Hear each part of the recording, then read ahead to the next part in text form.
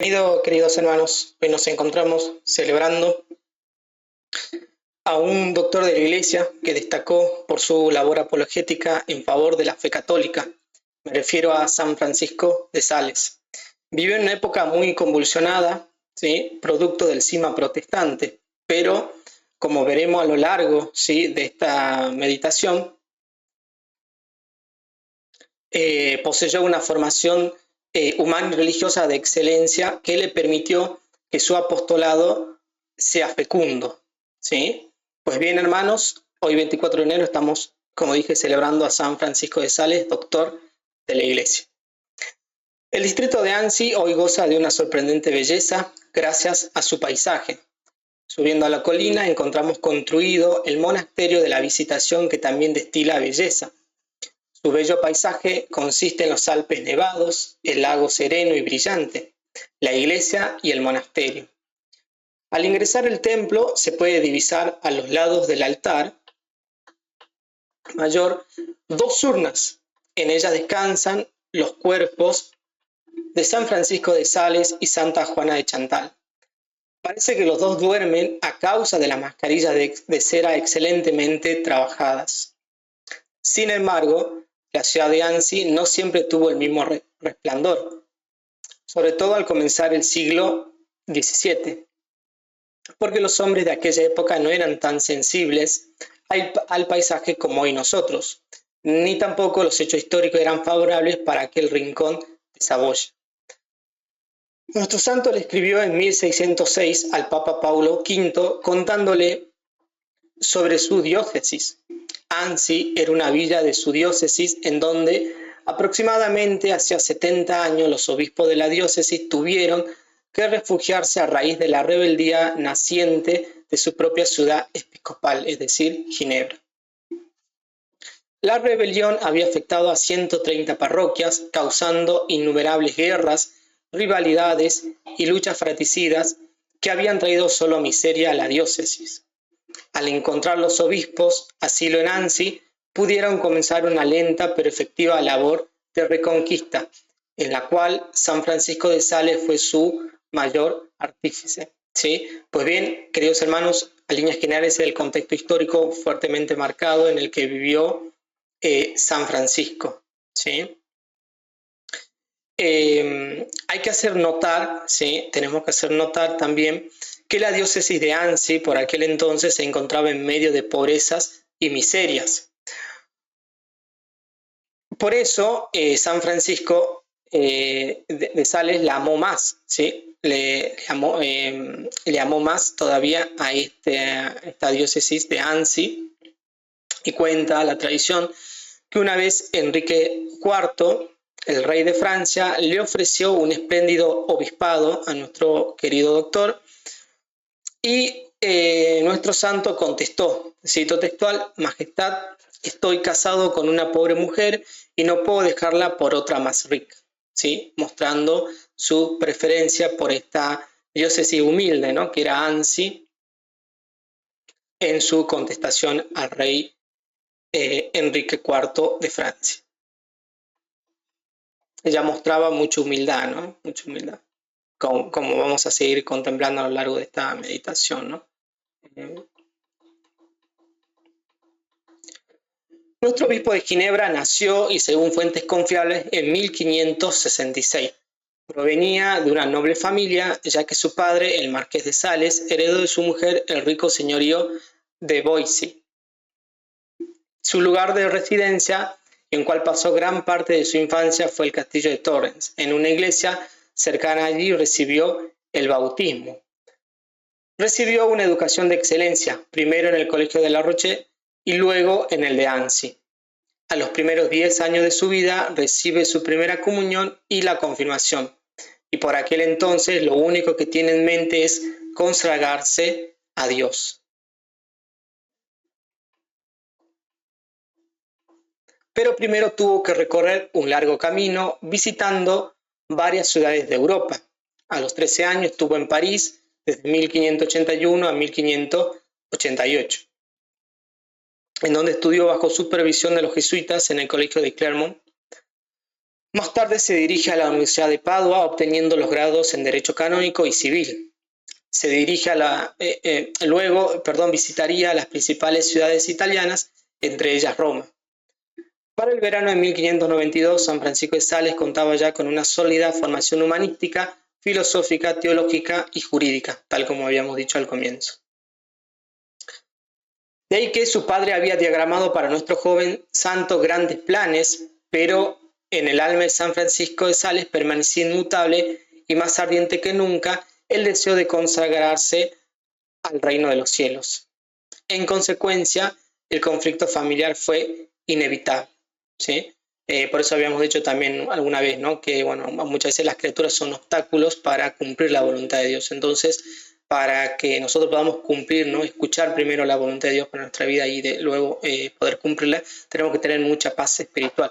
Y la paz espiritual solamente viene de la oración, ¿no?, para poder discernir cuál es la voluntad de Dios en nuestra vida. Eso podemos también rescatar y aprender de la vida de este santo que hoy estamos celebrando.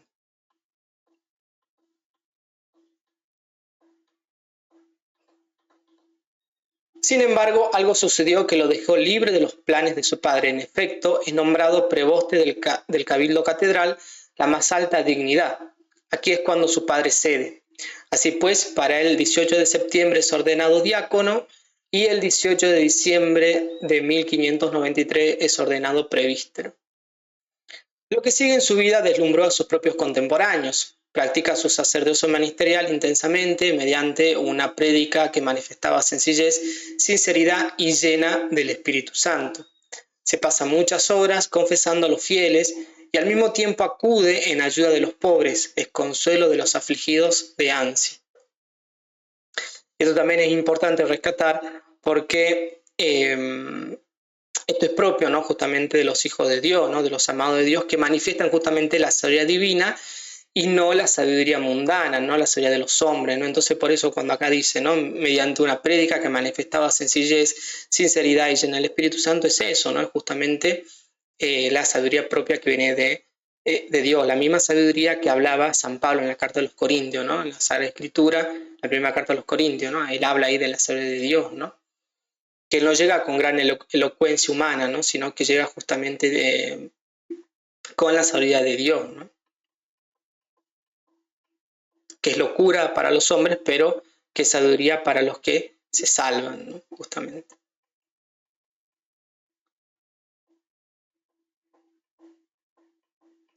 Su época estuvo marcada por la amenaza del protestantismo, por tanto, la fe católica había disminuido notablemente en la provincia de Chablais, que formaba parte de la diócesis, aunque la situación política era propicia para restaurar allí el catolicismo. Lo único que hacía falta era un misionero lleno del celo de Dios. San Francisco se ofrece para tan alta misión. Sale de viaje junto a su primo Luis el 14 de septiembre de 1594. El camino hacia Chablais lo recorre a pie y casi sin dinero. El 16 de septiembre llega a Thonon y empiezan a trabajar duramente. Recién en abril de 1595 se producen algunas conversiones, pero se considera que la fe católica se recuperó totalmente en esta región en 1598. Fue durante esta época de su vida que habría de suceder el episodio mediante el cual San Francisco se convertiría en patrono de los periodistas católicos. También es importante que justamente, ¿no?, esta época muy convulsionada por el cisma protestante libró también, ¿no?, San Francisco libró muchos debates con otros, sobre todo con algunos calvinistas, ¿no?, que hacían una interpretación por ahí desviada de las enseñanzas ortodoxas, digamos, sobre la predestinación de primero San Agustín y luego de Santo Tomás de Aquino, ¿sí? Es importante ese contexto también. En efecto, dice, muchos protestantes no acudían a escuchar sus prédicas, uno por miedo y otro por el respeto humano. Así pues, la posibilidad de ser oído quedaba trunca. Nuestro santo doctor resolvió que de ahora en más lo iban a leer, se puso manos a la obra y empezó a escribir durante el día lo que por la noche iba a ser distribuido en las puertas de las casas. Así es como surge su célebre libro titulado Controversias. Fue en su tiempo una estupenda obra de apologética. En su escritura destaca un estilo claro y agudo, sentando así las bases para un verdadero periodismo católico. Quedaba demostrado así su acierto en cambiar la táctica, porque ahora fueron muchos los que se convirtieron. Los que antes no le escuchaban, ahora nuevamente profesaban la fe católica.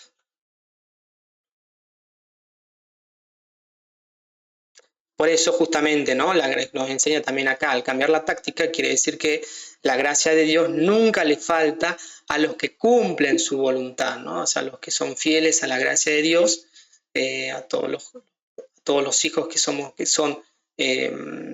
quieren ser fieles a la gracia de Dios, nunca les falta justamente ese auxilio de Dios, ¿no? Y por eso es que pudo convertir a muchos, ¿no? Cambiando la táctica pudo convertir a muchos, ¿no? Y que obviamente muchos vuelvan a profesar la fe católica, ¿no? En aquella región.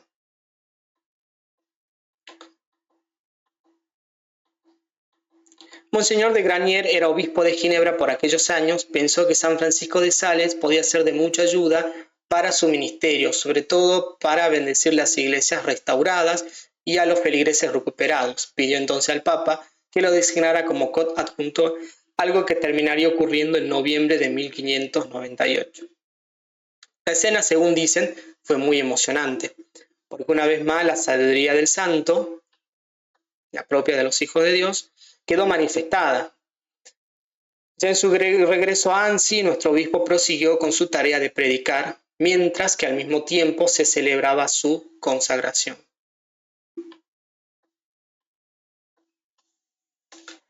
Estuvo un tiempo en París resolviendo difíciles asuntos en la corte. San Francisco conocía muy bien la ciudad parisina, así que todo ello sirvió para que también acá su apostolado sea fecundo.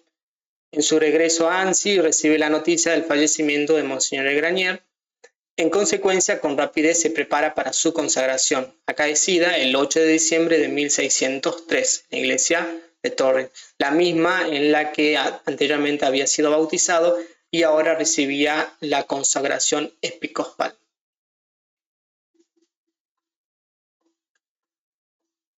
Su actividad como obispo es digna de elogio. En efecto, San Francisco de Sales, en esencia, uno de los mayores exponentes de la maravillosa reforma pastoral que se realizó en Francia durante el siglo XVII. Sus catequesis son a día de hoy muy valiosas, catequizó por igual a niños y adultos, con explicación sencilla y claras. Se convirtió en un asombroso obispo catequista, ¿no? Desde la sencillez de la humildad hizo mucho por el reino de Dios, ¿no? Eso tenemos que aprender también, ¿no? Mucho hoy en día de la humildad a la sencillez, ¿no? Cómo desde ese lado, ¿no? De la humildad a la sencillez podemos hacer muchas cosas. Por ahí queremos grandes puestos en la iglesia, ¿no? Pero bueno, acá los santos nos están diciendo que hay otro camino, ¿no? Que es mejor todavía. Son recordadas sus prédicas durante el tiempo de Cuaresma que dio en las más importantes catedrales francesas gracias a un carisma inimitable como orador sagrado, ¿sí? Un gran don de Dios que le concedió a nuestro santo, ¿no? También destacó como un excelente administrador de su diócesis, estaba muy compenetrado con las necesidades de su clero y restauró muchas casas religiosas que ya no gozaban del mismo fervor inicial. Con el agregado que su situación no era para nada favorable, como hemos dicho a lo largo de este encuentro, porque gran parte de su diócesis estaba infestada por la herejía. En la ciudad de Ginebra se había desarrollado ampliamente el pensamiento protestante, sobre todo el calvinismo, ¿no? Lo que se conoce como la doctrina calvinista, ¿no? De Juan Calvino. Por otra parte, ya hablando un poco de su pensamiento, ¿no? De sus escritos, San Francisco de Sales vivió en una época de oro para la literatura francesa, de ahí que, haciendo buen uso de su formación humanística, nos heredó grandes escritos teológicos y espirituales. El celo por las almas a su cargo lo llevó a escribir su más famosa obra, Introducción a la vida devota. En principio estaba dirigido a través de cartas a una simple señorita que quería santificarse. Es decir, su escritura no estaba planificada en detalle. Aún así, logró perpetuarse a través de los siglos como una auténtica obra de espiritualidad cristiana. En la actualidad sigue siendo muy recomendable. Tal vez por muchos motivos se ajusta a nuestra mentalidad moderna, pensada en breves capítulos, lenguaje sencillo, comparaciones y ejemplos que nos ilustran maravillosamente los misterios divinos. Leamos entonces, hermanos, a continuación un fragmento sublime de su obra. ¿Sí? Cito textual. Considera cómo te ha amado Jesucristo nuestro Señor, especialmente lo que has sufrido por ti en el huerto de los olivos y en el Calvario. Por medio de estas penas y trabajos te ha alcanzado del Padre Eterno la gracia que necesitas. Oh Salvador mío, moriste para alcanzarme la gracia, concédeme pues Señor que yo esté dispuesto a morir antes que a perderla, ¿no? ¿Con qué amor Jesús desde la cruz te ha amado? Gracias a su amor te ha alcanzado todos los bienes de que gozas y gozarás. Bien podemos decir con Jeremías, oh Señor, antes que existiera tú ya me contemplabas y me llamabas por mi nombre. Jeremías 31, versículo 3. Era tu divina bondad y misericordia la que me obtenía la salvación por anticipado. Así como una mujer embarazada prepara la cuna y los pañales para la criatura que espera, aunque no haya nacido todavía, así también nuestro Señor, habiéndote concebido por su bondad, ha dispuesto sobre la cruz todo lo necesario para tu salvación, para que puedas nacer a la vida como hijo suyo. Es decir, te ha provisto de todos los medios y gracias para que tu alma pueda alcanzar la perfección. ¿Cuánto debemos arraigar esto en nuestra memoria? He sido amado con tanta dulzura por mi Salvador que ha dispuesto todos los pequeños acontecimientos de mi vida para que sea atraído hacia Él. Dios ha pensado en mí, me ha amado y me ha procurado por anticipado todos los medios necesarios para mi salvación, como si estuviese solo en el mundo. Así como el sol, cuando ilumina una parte de la tierra, no la ilumina menos que cuando ilumina toda la tierra. De la misma manera, nuestro Señor cuida a todos sus amados hijos, amando a cada uno como si no existiese ninguno más. Me amó, dice San Pablo, y se entregó a la muerte por mí, Gálatas 2:20. Me amó a mí como si yo fuese el único habitante de la tierra. Y hasta acá, digamos, la cita, digamos, de nuestro santo, queda muy, creo, muy ejemplificado, muy bien ilustrado lo que hemos dicho, ¿no? Un lenguaje sencillo, con mucha caridad cristiana hacia esta sencilla mujer que le pedía consejos espirituales, y sobre todo la gran enseñanza que nos deja es esto, ¿no? Que el amor de Dios es tan grande por cada uno de nosotros que no lo tenemos que compartir con más nadie, ¿no? O sea, ese es el mayor gozo del cristiano que se acoge a los brazos misericordiosos de Dios, digamos, que ese amor que Dios tiene por cada uno de nosotros no lo tenemos que compartir con nadie, ¿no? O sea, es un amor puro y que llena todo nuestro ser, eso es lo que está diciendo ahí, ¿no? Por eso es suficiente para ser feliz, ¿no? Porque justamente es un amor que llena todo nuestro ser. El amor de Dios tiene la capacidad, la facultad de llenar todo nuestro ser. Asimismo, a nuestro querido santo no lo podemos conocer solamente por sus escritos, sino también por sus obras de caridad. El ejemplo más acabado de ellos son sus hijas, las religiosas de la Visitación. Fue providencial que los caminos de San Francisco de Sales y Santa Juana de Chantal se cruzaran. Unidos en amistad, supieron responder a una necesidad propia de su tiempo. Que la vida religiosa sea accesible a todos aquellos que por alguna u otra razón, por ejemplo de salud o de educación, por sus compromisos seculares, quedaban relegados de las órdenes religiosas. Así pues, en silencio y con mucha humildad, el 6 de junio de 1610 nació la Orden de la Visitación. Este instituto de vida consagrada se destacó por reflejar la espiritualidad y santidad de nuestro santo, es decir, las almas quedaban sumergidas en un ambiente de caridad, seguidas de continuas oraciones y mortificaciones. Finalmente, llegamos al año 1622 y el final de su vida estaba cerca. Antes de llegar a su destino final, Lyon, pasa por París, en donde conoce a San Vicente de Paul, a quien encarga el cuidado espiritual del monasterio de la Visitación que recientemente había sido creado. ¿Sí? Según nos llega por la tradición, una de sus últimas palabras a sus hijas religiosas de la Visitación fue, cito textual, no deseéis nada, no rehuséis nada, ejemplo del niño Jesús en la cuna. Al día siguiente, fiesta de San Juan, vio que se le nublaba la vista, se confesó, celebró la misa, dio la comunión y se despidió de la superiora, diciéndole, adiós hija mía, os dejo mi espíritu y mi corazón. Realmente muy entrañables palabras, ¿no? Muy cariñosas, ¿no? Muy afectivas, muy propias de la caridad cristiana, ¿no? Que tanto manifestó este santo en vida, ¿no? Pues bien, queridos hermanos, ahí estamos viendo en pantalla, ¿no? Una gran obra de arte, donde está justamente dejándole sus enseñanzas, sus directrices a las hermanas de la Visitación, ¿no? San Francisco de Sales a las hermanas de la Visitación, dejándoles sus enseñanzas por medio de directrices, ¿no? Justamente.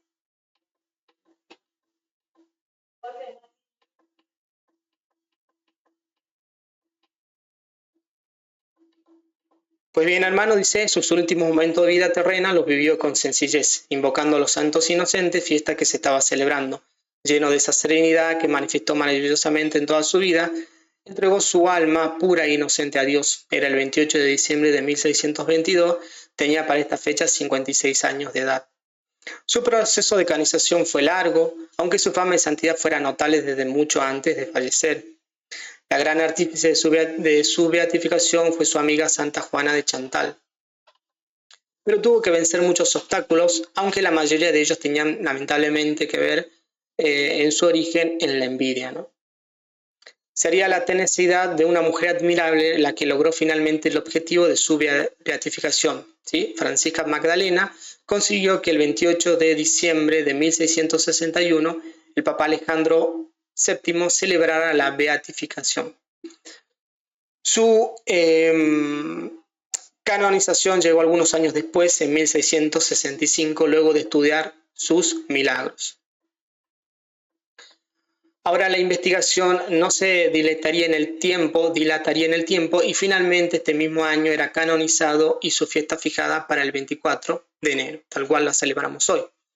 Más adelante fue el Papa Pío IX quien el 16 de noviembre de 1877 confirmaba el decreto de la Congregación de Ritos, dándole el título de doctor de la Iglesia a San Francisco de Sales, ¿sí? Pues bien, hermanos, para ir cerrando las últimas palabras finales, todas sus obras, ¿no? Todas sus obras escritas también, ¿no? Manifestaban su celo pastoral, ¿no? Un profundo conocimiento de la psicología humana y una caridad ilimitada, ¿no? Eso es lo más importante, que quiero quedarme con esa caridad ilimitada que también reflejaban todas sus obras, ¿no? Tanto las escritas, ¿no? Las escritas también, ¿no? Lo que serían las obras literarias, ¿no? También, ¿no? Podemos destacar, ¿no? Que el legado de San Francisco es hoy incalculable, ¿no? Por eso sus consejos siguen estimulando a muchos o a muchas almas sedientas de Dios, ¿sí? Entonces, queridos hermanos, le pidamos a nuestro Señor Jesucristo, ¿no? La gracia de practicar ilimitadamente, de practicar a semejanza, ¿no? Imitándolo a este santo obispo, la caridad sin límites, ¿no? Que podamos imitar esta caridad sin límites. Le pidamos esa gracia a nuestro Señor Jesucristo, que así sea. Amén.